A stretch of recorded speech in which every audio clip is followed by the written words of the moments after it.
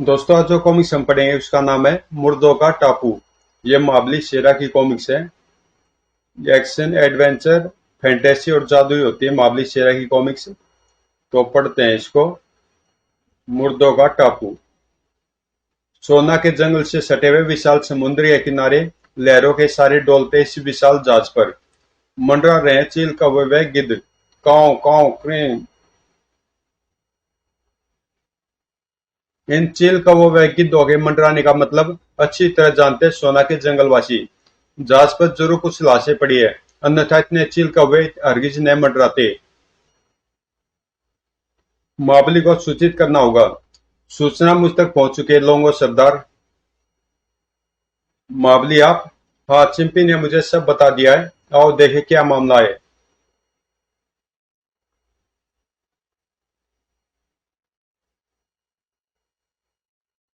शिहर उठे थे सब जहाज पर पड़ी लाशें देखकर। उफ, इतना भयानक नरसंहार! क्रीं क्रीं।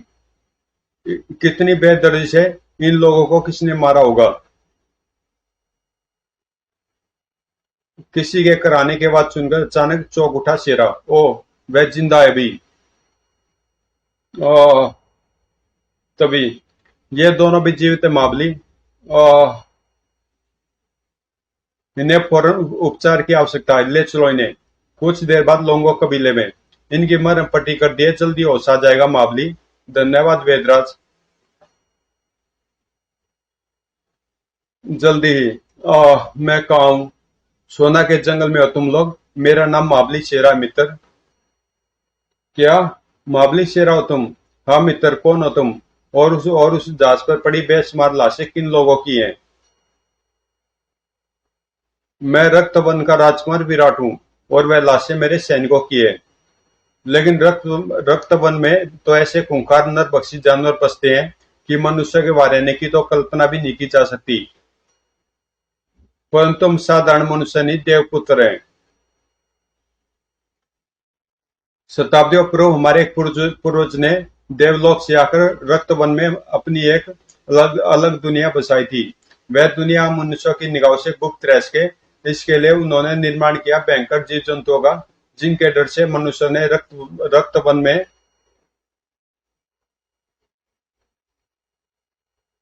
आना ही छोड़ दिया।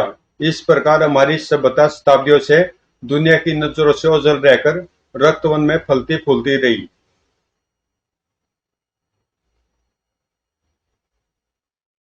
लेकिन एक दिन ऐसा आया जब हमारी सभ्यता गुप्त न रह सकी। गजब हो गया महाराज! रक्तवन के भयानक जानवर राज्य में घुस आए हैं। क्या कह रहे हैं उस सेनापति श्वेतमुख? वह जानवर तो हमारे गुलाम है, वह भला हम पर आक्रमण कैसे कर सकते हैं? विराट, तुम फौरन अपने मित्र सुंगारू व समुराई के साथ जाकर उन्हें रक्तपात करने से रोको। तब तक हम पंचकमणि शस्त्र लेकर आते हैं, ताकि उन्हें दोबारा वश में किया जा सके। यदि आपको विश्वास नहीं हो तो आप खुद चलकर देख सकते हैं महाराज। ओ, ये तो बहुत रक्तपात कर रहे हैं। आदेश मिलते ही मैं सुंगारू और समुराई के साथ जा पहुंचा उन भयानक जीवों का मुकाबला करने। परंतु अब और ज्यादा तबाही नहीं बचा पाएंगे। मेरे एक जबरदस्त झटके ने उसे जमीन पर गिरा दिया, और इससे पहले कि वह संभल पाता, मैं उसे अपने बंधन में जकड़ चुका था। समुराई। समुराई की तलवार के आगे तो चट्टानी तक नहीं टिकती, फिर तेरी गर्दन की क्या औकात है? सुंगारू। तंत्र सम्राट सुंगारू की ये किरणें तुम्हें पत्थर का बना देंगी। और मैं? दौड़। बस दुष्ट, बहुत उद्यम मचा लिया, अब आराम कर। तड़ाम। तभी सड़ाक। मेरे संभलने से पहले मौत मुझे कुचलने के लिए आगे बढ़ चुकी थी। उफ। तभी श्यों। अपने मददगार की ओर देखा मैंने। धन्यवाद पिताजी, अगर आप समय पर न आते तो मैं तो गया था काम से। आते कैसे नहीं पुत्र। लेकिन पिताजी की बात पूरी न हो सकी। धड़ाक। उफ। यह क्या बदतमीजी है श्वेतमुख! हा हा हा। मैं सेनापति श्वेतमुख नहीं, बल्कि तंत्र सम्राट गोंजिला हूँ। गोंजिला? फिर सेनापति श्वेतमुख कहाँ है? वह तो तभी मेरा शिकार हो गया था जब वह पिछले महीने शिकार खेलने जंगल में आया था। और लेकिन तुम्हें उसका रूप धरकर यह उपद्रव फैलाने की क्या जरूरत आ पड़ी? इसलिए कि यह रक्तवन जिस पर तुम हुकूमत जमाए बैठे हो मेरे पूर्वजों का है। यहाँ बसने वाले जंगली कबीले के सरदार थे वो। लेकिन तुम्हारे पूर्वजों ने यहाँ अपना राज्य स्थापित करने के लिए इन भयंकर जानवरों को बेचकर हमारे कबीले का नामो निशान मिटवा दिया। लेकिन उस हमले में मेरा एक पूर्वज बच गया था, जिसने कसम खाई थी अपने कबीले के लोगों के खून की, जब तक इस जंगल पर पुनः हमारा राज्य स्थापित नहीं हो जाता, मैं और मेरी आने वाली पीढ़ियां शांति से नहीं बैठेंगी। फिर हमारी आने वाली हर पीढ़ी ने इस राज्य पर कब्जा स्थापित करने की चेष्टा की, पर कोई सफल न हो पाया। फिर आई मेरी बारी। अपने उद्देश्य को सफल बनाने के लिए मैंने 20 साल तक अपने कुल देवता की तपस्या कर उनसे विलक्षण तांत्रिक शक्तियां प्राप्त की और उनके बल पर रक्तवन के इन खूंखार नरभक्षी जानवरों को अपना गुलाम बनाकर यहाँ रहने लगा। एक दिन जंगल में शिकार के लिए निकले तुम्हारे सेनापति श्वेतमुख पर मेरी निगाह पड़ी। ओ सेनापति श्वेतमुख, इस रक्तवन के सम्राट रक्त केशु की शक्तियों के बारे में काफी कुछ पता चल सकता है। अगले पल मैंने उसे अपने सम्मोहन जाल में जकड़ लिया। आज से तुम मेरे गुलाम हो। हाँ, आप मेरे स्वामी हैं। सेनापति श्वेतमुख से मुझे पता चला तुम्हारे से पंचक मणि शस्त्र का। ओह, मुझे किसी तरह पंचक मणि शस्त्र हासिल करना होगा, वरना मैं अपने उद्देश्य में सफल नहीं हो सकता। और आज मैं सफल हो गया। पंचक मणि शस्त्र के बिना तुम अपंग हो। आज से इस राज्य का स्वामी मैं हूँ। हा हा हा। अगले पल उसने वह पांचों मणियां आसमान में उछाल दी और तुम लोग मेरे खिलाफ बगावत करके पुनः पंचक मणि शस्त्र हासिल न कर सको, इसलिए मैं इसकी पांचों मणियों को ऐसी जगह भेज रहा हूँ जहां से इन्हें कोई प्राप्त नहीं कर पाएगा। उन मणियों को प्राप्त करना हमारे लिए जरूरी था, क्योंकि उनके बिना हम उस दुष्ट गोंजिला की शक्तियों का मुकाबला नहीं कर सकते थे। अतः मैंने समुराई संगुरा और अपने कुछ खास सैनिक साथियों को वहां से भागने का इशारा किया। मेरा संकेत मिलते ही सब लोग वहां से भाग लिए। हमें भागता देखकर क्रूर अट्टहास लगा उठा गोंजिला। हा हा हा। भागो राजकुमार विराट, भागो। मैं भी देखता हूँ कहां तक भागोगे तुम। युवराज, वह जानवर हमारी ओर ही आ रहे हैं। और तेज भागो, समुद्र तट ज्यादा दूर नहीं है। साथियों, एक बार हम वहां मौजूद अपने जहाज पर पहुंच जाएं, फिर ये जानवर हमारा कुछ नहीं बिगाड़ पाएंगे। शीघ्र ही हम लोग समुद्र तट पर थे। जल्दी चढ़ो। खुश नसीब थे वह जो जहाज पर चढ़ने में सफल हो गए थे। उफ, बाल बाल बचे, वरना हमारा हाल भी हमारे साथियों जैसा होता। मैं गोंजिला को जीवित नहीं छोड़ूंगा। लेकिन हम लोग गोंजिला की शक्तियों से बेखबर थे। उधर गोंजिला रक्तवन राज्य पर अपना अधिकार कर चुका था। तो राजकुमार विराट दत्त जानवर के चुंगल से बच निकला। लेकिन कब तक बचेगा? मौत उसे अपने आगोश में लेकर ही छोड़ेगी। तोड़ तोड़ पड़ा। तुरंत ही प्रकट हुए कुछ भयानक शैतान, जिन्हें देखकर हम पूरी तरह चौंक उठे। उफ, हा हा हा। कहां से आए हैं ये भयंकर शैतान? अवश्य इन्हें गोंजिला ने भेजा। टूट पड़ो इन पर। मैं समुराई खच खचा आई सुंगारू, मेरे सामने ज्यादा देर तक नहीं ठहर पाओगे तुम। आई। और हमारे अन्य साथी खच आह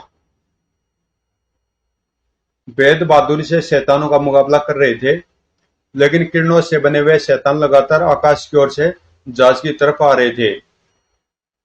उफ, ये तो और आ गए। मेरा समुराई और संगारू का लड़ते लड़ते बुरा हाल हो चुका था। हमारे सभी साथी मौत के मुंह में पहुंचते जा रहे मित्र।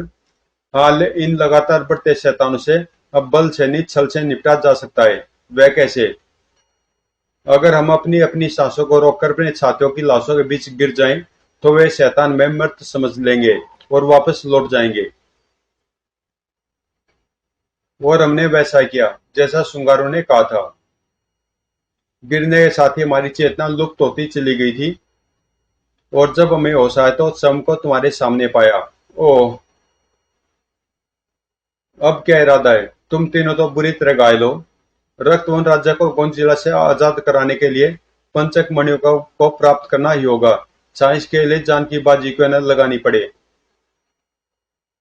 तुम्हारी हिम्मत की दाद देता हूं मैं विराट, साथ ही तुम्हारी सहायता का वचन भी देता हूं।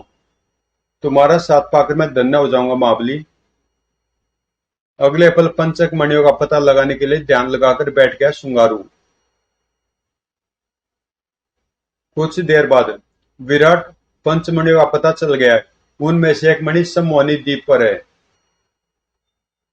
जल्दी अपनी मंजिल की ओर बढ़ रहा था जहाज। सम्मोहनी द्वीप पहुंचकर, शुंगारू तुम यहीं रुको। यदि हम किसी मुसीबत में जा फंसे तो तुम्हें हमारी मदद करनी है। ठीक है विराट। पंचक मणि शस्त्र की पहली मणि की खोज में तीनों अलग अलग दिशाओं में बढ़ रहे थे सम्मोहनी द्वीप पर। इस बात से बेखबर की पंचक मणि शस्त्र की उस मणि की रक्षक सम्मोहनी की नजरें उन पर ही जमी थी। तीनों अलग अलग हो गए। अब इन पर काबू पाने में आसानी होगी। हूंगा हूंगा, जाओ बंदी बना लाओ उन्हें। आगे बढ़ता राजकुमार विराट बना खूंखार आदिवासियों का पहला शिकार। सोए सोए खच। दूसरे क्षण चारों तरफ से घिर चुका था राजकुमार विराट। इनसे लड़ना मौत को दाव देने के समान है, अतः इनका बंदी बनने में समझदारी है। हुम। दूसरी ओर समुराई नीचे फैले खतरे से बेखबर घने जंगल में आगे बढ़ा चला जा रहा था, और जब तक उसे खतरे की खबर हो पाती बहुत देर हो चुकी थी। ओह बड़ौक। ओह। कुछ ही देर बाद एक कबीले में ओह समुराई भी पकड़ा गया। दो आ चुके हैं, तीसरे को भी मेरे सेवक लेकर आते होंगे। उफ, यह लोग कहीं महाबली को भी बंदी न बना ले। इधर आने वाले खतरे से बेखबर आगे बढ़ रहा था महाबली शेरा की अचानक ओ खतरा। इतनी आसानी से तुम्हारे कब्जे में नहीं आने वाला मैं। आई था। शेरा नाम है मेरा। आह। तुम जैसों का कालू मैं। दुश्मनों को संभलने का मौका दिए बगैर ही टूट पड़ा शेरा उन पर। शेरा के कहर ने कुछ पलों में ही दुश्मनों को धराशायी कर दिया था। शायद नरभक्षी आदिवासी थे ये, जो मुझे अपने भोजन के लिए पकड़ना चाहते थे। बहुत शक्तिशाली है वह, उसे वश में करने के लिए मुझे स्वयं ही जाना पड़ेगा। दूसरे क्षण वहां से गायब हो गई सम्मोहनी। उधर महाबली शेरा, मुझे अत्यधिक सावधान रहना होगा। अभी ऐसे बहुत से संकटों से सामना हो सकता है मेरा। तभी एक बात सुनकर चीख उठा शेरा। सुनिए, कौन है आप और इस जंगल में क्या? अपनी बात पूरी कर पाता शेरा उससे पहले। सम्मोहनी हूं मैं। सम्मोहन का जादू चलाना काम है मेरा। सम्मोहन शक्ति का भेद शक्तिशाली प्रहार था वह, जिसने पल भर में सम्मोहित कर डाला था शेरा को। प्रणाम स्वामिनी। हा हा हा। शहबाज शेरा शहबाज, आओ मेरे साथ। जल्दी आओ सेवक, हमारे पीछे आओ। ओह। ओह। इस जादूगरनी ने महाबली को अपने सम्मोहन जाल में फंसा लिया है। ठहाका लगा उठा था गोंजिला यह दृश्य देखकर। हा हा हा। गोंजिला की मौत चाहने वाले खुद मौत के मुंह में पहुंच गए। लेकिन सफलता के नशे में चूर गोंजिला नहीं जानता था कि सभी सम्मोहनी के जाल में नहीं फंसे थे। एक अभी भी आजाद था, और वह था तंत्र विशेषज्ञ शुंगारू। रात होने को आई, लेकिन मेरे साथियों में से किसी की भी कोई खबर नहीं आई। कहीं वे किसी संकट में तो नहीं फंस गए? ध्यान लगाकर देखना चाहिए। महाबली शेरा विराट और समुराई कहाँ हैं? दूसरे क्षण, ओ नहीं, मेरे तीनों मित्र फंस चुके हैं। उन्हें किसी भी तरह बचाना होगा। सिगरी। डम डम डम। महाबली को सम्मोहन के सम्मोहन से जाल से आजाद कराने के लिए उसे बाहर निकालना होगा। शेरा उसी झोपड़ी में, पहले उसे ही आजाद करवाना चाहिए। अगले पल शुंगार के हाथ से निकली किरणों से आग में गिर गई झोपड़ी। ओह, बाल बाल बची। उसकी इस हड़बड़ाहट का भरपूर फायदा उठाया श्रृंगार ने। इन सब मौनकाट किरणों से शेरा की चेतना वापस लौट आएगी। ओह, बुरी तरह हड़बड़ाई हुई थी सम्मोहनी। ओह, तो यह सब तेरा किया धरा है। अभी मचा चकाती हूँ तुझे। ओह। इस बीच शेरा पर से सम्मोहन का जाल टूट चुका था। बस दुष्टा, अब तू और वार नहीं कर सकती। बोल, मणि कहाँ रखी है, वरना गर्दन तोड़ दूंगा तेरी। शेरा के गर्दन पर दबाव बढ़ाते ही बकरी की तरह मिमिया उठी सम्मोहनी। तो बताती हूँ। उधर झोपड़ी के पीछे बनी गुफा के अंदर रखी है वह मणि। बस दुष्टा, अब तू सदा के लिए सो जा। कड़ाक। तब तक शुंगारू विराट और समुराई को आजाद करवा चुका था। शुंगारू मेरे दोस्त। फिर तीनों कहर बनकर टूट पड़े उन नरभक्षियों पर। खच। मर दुष्ट। विराट, तुम लोग इनसे निपटो, मैं गुफा से मणि लेकर आता हूँ। दौड़ता हुआ गुफा में जा पहुंचा शेरा। वेरी मणि। लेकिन मणि तक वह नहीं पहुंच पाया। भड़ाक। वो वो। गुड़ गुड़ गुड़। हे ईश्वर, चट्टान फाड़कर निकल आया है वह राक्षस। ठीक शेरा के सामने आ खड़ा हुआ वह भयानक शैतान। एक ही बार में होश उड़ाकर रख दिए उसने शेरा के। धड़ाम। भड़ाक। शेरा बेहद फुर्ती से संभला और अपने ऊपर उठने वाले हाथ को काट देता शेरा। और तेरा सिर भी नहीं बचेगा शेरा के कहर से। खचाक। जब तक आदिवासियों का सफाई करके विराट राज समुराई और शुंगारू आ पहुंचे, शेरा मणि प्राप्त कर चुका था। इस राक्षस को मारकर तुमने साबित कर दिया कि तुम सचमुच महाबली हो। मैंने मणि प्राप्त कर लिए। अब हमें तुरंत इस द्वीप से निकल जाना चाहिए। ठीक है, चलो। कुछ ही देर बाद दूसरी मणि पाने के लिए मैं मुर्दोगा टापू पर जाना होगा। मुर्दोगा टापू बड़ा अजीब नाम है। इधर हम मुर्दोगा टापू पर पहुंचने की उनकी तमन्ना मैं भी खुद ही पूरी किए देता हूँ। गोंजेला की शक्तियां। छप। समुद्र में आगे बढ़ते जहाज के ठीक नीचे प्रकट हुई थी, जिन्होंने अदर में उठा लिया था जहाज को। ओह, ये क्या। जहाज तो हवा में ऊपर उठता जा रहा है। आश्चर्य के सागर में गोते लगा रहे थे सभी। सरर। आए, जहाज तो हवा में उड़ रहा है। आश्चर्य है। मुर्दोगा टापू, जहाँ एक छत्र राज्य है चुड़ैल बीबी का। भला इसी टापू पर इंसानों का क्या काम। किंतु आज मुर्दोगा टापू पर मची थी यह कैसी सनसनी। क्या तुम्हारी खबर बिल्कुल सच्ची है प्रेत पक्षी। प्रेत पक्षी कभी गलत खबर नहीं लाता महारानी। चुड़ैल बीबी, वे चारों मुर्दोगा टापू की तरफ ही बढ़ रहे हैं। मुर्दोगा टापू की मल्लिका चुड़ैल बीबी, समझ गए हम। कुछ दिनों पहले हमारे टापू पर गिरी पंचक मणि की एक मणि हासिल करने आ रहे हैं वे। मुझे उन दुष्टों का ही इंतजार था।